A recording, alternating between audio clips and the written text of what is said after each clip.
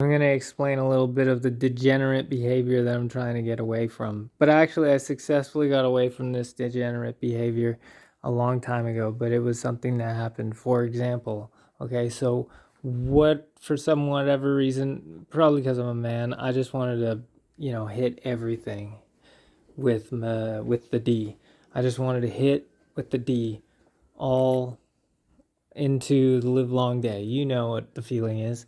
And at one point in my life, I got to this point where it was just like the lowest, grossest part of my life. And all the D was ready, but it was all not that. Well, you shouldn't say it was not that great.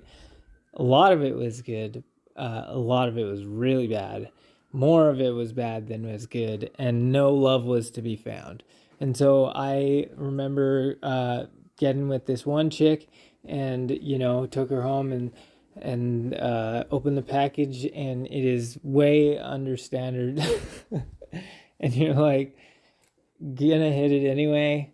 And then I thought that was the end of that. And no, it happened again. I got with another whatever. And the things that I remember specifically from that was that, my mind was like, oh, maybe it's okay underneath the package. Maybe it's okay underneath the package. And it just like, you'd be disappointed. And then you're like disappointed in yourself for being shallow, right? But I remember doing Romeo and Juliet, and this guy was like, I came in the room and I was like, oh, I think that I'm shallow. I think I just learned that I'm shallow. And he was like, welcome to the human race.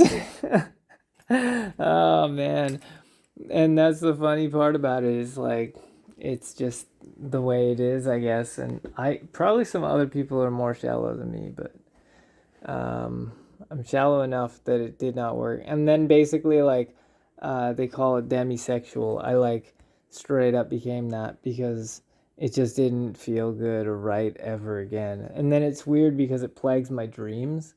And so like I have these dreams of like degenerate behavior and I like want that, but I went there and it sucked.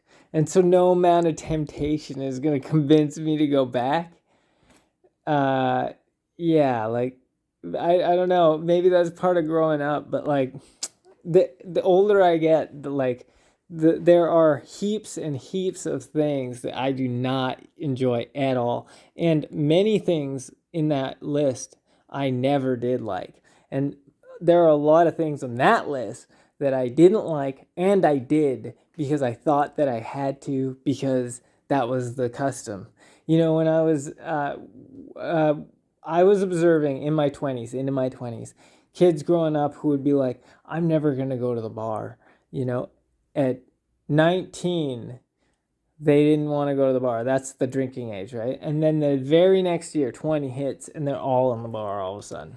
Because that's the only place that people are meeting. Like, you're not going to the non-alcoholic places to meet up. And if you have a job, you're like not going to the non-alcohol places in the daytime, that's for sure, because the extension of hours gets larger, right? Because when you're in high school, you're going and you go until 3 p.m. And then when you go to the coffee shop, you're going until 5 p.m. or whatever. So if you were hanging out with a coffee shop after school, you're going there for 2 hours.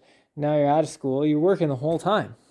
So the only place to hang out is the bar or whatever, like if a cafe is open later, it's that place. But, in the place that I'm at, all those cafes offer alcohol too. So you may as well just be at the bar. Maybe there's better music. Maybe there's louder music. Maybe there's singles. I don't know. I don't go out. 'Cause I'm not a degenerate.